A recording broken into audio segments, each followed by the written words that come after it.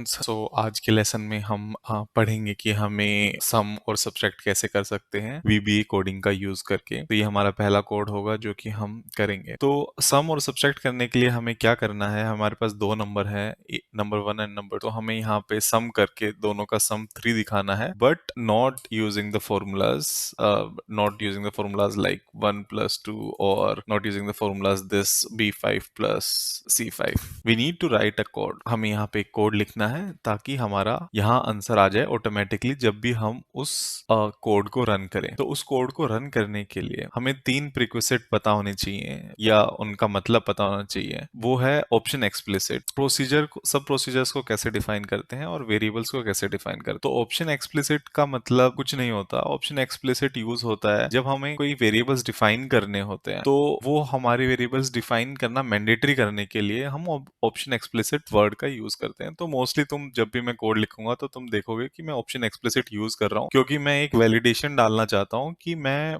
कभी variables define करना भूलू ना। तो एक पॉपअप एरर मैसेज आ जाए जब भी मैं कोई वेरिएबल्स डिफाइन करना भूल जाऊं। प्रोसीजर्स कुछ नहीं होता। प्रोसीजर अगर हमें कोई भी आउटपुट चाहिए, फॉर एग्जांपल अगर हमें सम करना है 1+2 का एंड हमें यहाँ पे 3 चाहिए, तो हम एक सम का प्रोसीजर बनाएं जिसमें कि हम अपना कोड लिखें एंड वो हमेशा रिटर्न करेगा हमें यहाँ वैल्यू 3 या फिर 2 नंबर की वैल्यूज। तो उसके लिए हम एक प्रोसीजर बनाएं। और तीसरा है वेरिएबल्स। वेरिएबल्स को हम कुछ भी कह सकते हैं, उसके अंदर हम कोई स्ट्रिंग डाल सकते हैं, कोई नंबर डाल सकते हैं या फिर कुछ भी डाल सकते हैं। तो हमें वो डिफाइन करना पड़ेगा कि हम वेरिएबल जो ले रहे हैं वो एक स्ट्रिंग ले रहे हैं, एक टेक्स्ट ले रहे हैं, एक नंबर ले रहे हैं, डेसिमल नंबर ले रहे हैं, कौन सा नंबर ले रहे हैं। तो वो हम वेरिएबल डिफाइन करते हैं पहले। तो स्टार्ट करते हैं। तो पहले हमें विजुअल बेसिक में जाना पड़ेगा। ये डेवलपर टैब के अंदर विजुअल बेसिक है। अगर हम उसको पहले क्लिक करेंगे तो मैंने ये सम का पहले ही कोड लिखा हुआ है एंड सब्ट्रैक्ट का कोड हम खुद ट्राई करेंगे। तो पहले मैं तुम्हें समझाता हूँ कि सम का जो मैंने लिखा है उसका मतलब क्या है, जो मैंने कोड लिखा हुआ है। तो सबसे पहले मैं शीट 2 में जाऊंगा, सम पे क्लिक करूंगा। तो मैं सबसे पहले ऑप्शन एक्सप्लिसिट का मतलब है कि जो मैंने वेरिएबल्स डिफाइन किए हैं, तो वेरिएबल्स जो मैंने डिफाइन किए हैं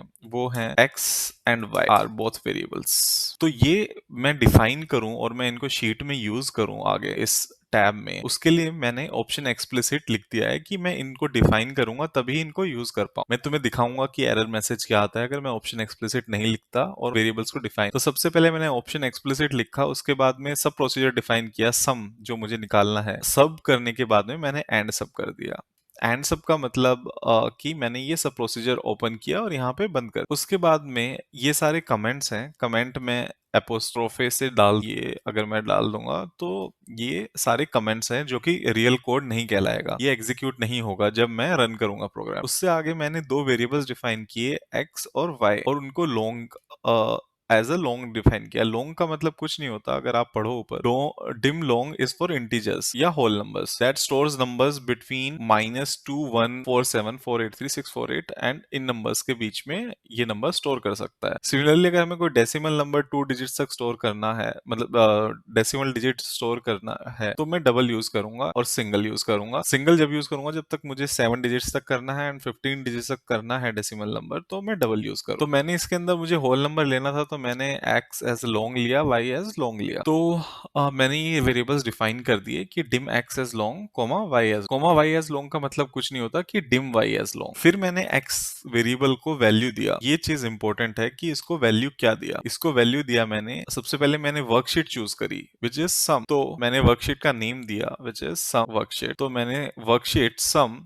dot range is nothing but this value. So हमें हमें क्या करना है, ये हमारा जो सेल है उसका नाम है B5 एंड जो इस वाले सेल का नेम है, नेम आपको पता चल जाएगा जब आप उस सेल पे क्लिक करोगे एंड ऊपर यहाँ देखोगे तो उससे वही पता चल जाएगा C5। एंड जो हमें सम चाहिए वो चाहिए हमें D5 के। तो मैंने कोड लिखा कि मैं सबसे पहले ये नंबर लूंगा, फिर ये नंबर लूंगा और इसको D5 के अंदर डाल दूं। तो मैंने कैसे किया है, मैंने दोनों वेरिएबल्स जो मैंने दोनों नंबर्स लिए हैं, नंबर 1 और नंबर 2, मैंने उनको x और y वेरिएबल में डाल दिया। Worksheet sum dot range B5, worksheet sum dot range C5। मैंने इन दोनों से मैंने x और y में डाल दिया। तो x और y के अंदर अब मेरे पास में वैल्यूज आ जाएंगी। x के अंदर 1 वैल्यू आ जाएगी, y के अंदर 2 वैल्यू आ जाएगी। एंड देन मैं अगर worksheet sum dot range D5, तो मैं सम वर्कशीट पे गया एंड मैंने D5 रेंज को सेलेक्ट कर लिया। तो रेंज D5 में क्या आएगा, एक्स प्लस वाई, जैसे हम नॉर्मल मैथमेटिक ऑपरेटर्स लिखते हैं तो एक्स प्लस वाई करके एंड सब कर दोगे। तो इसका मतलब अब जब मैं इसको रन करूंगा, रन हम कर सकते हैं इसको क्लिक करके या फिर F5 दबा के। तो मैं अगर इस पे क्लिक करूंगा तो मेरे पास आंसर आ जाना चाहिए 3। तो यहाँ पे भी सम में अगर आप देखो तो कुछ भी वैल्यू नहीं है। अगर मैं इस कोड को रन करूँ तो इसमें आंसर आ जाएगा 3। तो हम लोग ऐसे यूज करके सम निकाल सकते हैं किसी भी दो नंबर्स का। अगर मैं अब नंबर को फिर से चेंज करूं, 3 करूं और इसको 5 करूं, और यहाँ पे मुझे अब आंसर चाहिए, हमारा आंसर 8 आना चाहिए। तो अगर मैं देखूं, इसको रन करूं दोबारा, तो ये आ जाएगा 8। सिमिलरली अगर मैं आगे चलूं एंड मुझे अब निकालना है सब्ट्रैक्ट का, तो अगर मुझे सब्ट्रैक्ट करके भी कोड लिखना है तो मैं सारी चीज़ें अब स्टार्टिंग से लिखता हूँ। तो मुझे ऑप्शन एक्सप्लिसिट लिखना पड़ेगा। ऑप्शन एक्सप्लिसिट के बाद में अगर मैं दो वेरिएबल्स को डिफाइन करूंगा तो सबसे पहले मुझे प्रोसीजर बनाना पड़ेगा। तो मैं सबट्रैक्ट, कुछ भी नाम दे सकते हैं हम प्रोसीजर का, सबट्रैक्ट मैं एंटर करूंगा तो सब जहां ओपन होगा और एंड दोनों हो जाएगा। उसके बाद में मैं वेरिएबल डिफाइन करता हूँ जो मुझे चाहिए। किस लिए चाहिए वेरिएबल्स? ताकि मैं ये दोनों नंबर्स डाल सकूं। फॉर एग्जांपल 3 है, अगर यहाँ पे 3 है एंड यहाँ पे मैं 1 लेता हूँ तो यहाँ पे 2 आना चाहिए, सब्ट्रैक्ट हो गया 3 माइनस 1 2।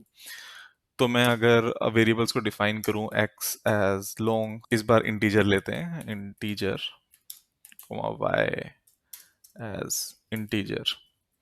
अब मुझे क्या करना है, x के अंदर मुझे डालना है वर्कशीट्स। सबसे पहले मैं वर्कशीट पे जाऊंगा, जो वर्कशीट का नाम है सब्ट्रैक्ट, तो मैं डबल कोमा सब्ट्रैक्ट। अब मैंने सब्ट्रैक्ट शीट पे पहुंच गया हूँ, डॉट। अब मुझे डालना है रेंज, कौन सी रेंज में मुझे x चाहिए। रेंज ये है B5 तो मुझे चाहिए, तो बेसिकली मैंने रेंज सेलेक्ट कर ली x। अब मुझे y इक्वल्स टू, अब मुझे दूसरी वैल्यू डालनी है। तो सिमिलरली वो C5 में है, तो अगर मैं जाऊंगा C5 में तो मैंने सेम चीज़ लिख दी है C5 में। एंड अब मुझे उसका जो आउटपुट चाहिए है वो चाहिए है D5 के अंदर।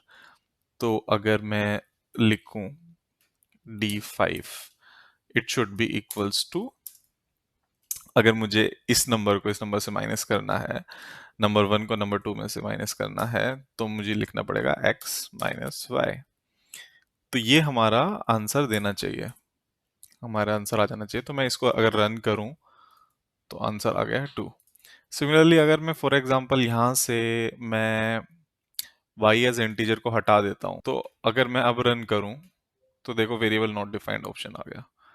तो वो किस लिए आया? क्योंकि मैंने ऑप्शन एक्सप्लिसिट यूज किया था ऊपर, तभी वो आया, अदरवाइज वो नहीं आता। तो इसलिए हमारे लिए इंपॉर्टेंट है कि हम ऑप्शन एक्सप्लिसिट का यूज। एक और तरीका, अगर हम वेरिएबल्स को डिफाइन ना करना चाहें तो हम ये कंप्लीट स्टेटमेंट लिख सकते हैं एक्स और वाई में। तो हम पहली बार कर रहे थे तो मैंने पूरा लिख के दिखाया ताकि हमें पता चले। अदरवाइज हम कैसे कर सकते हैं, हम डायरेक्टली यहाँ पे वर्कशीट्स सब्ट्रैक्ट डॉट रेंज, हमारी रेंज कौन सी थी पहली वाली की, B5 माइनस C5 कर देंगे, तो भी हमारा आंसर आ जाना चाहिए उससे। तो B5 माइनस C5 अगर हम कर दें और अब दोबारा रन करें, फॉर एग्जांपल 4 लेके यहाँ पे 2 लेके, या फिर यहाँ 3 ले लेते हैं, 4 और 3। तो अगर मैं रन करूँ तो यहाँ पे 1 आ गया है। तो हमारा ये बेसिकली वर्क कर रहा है।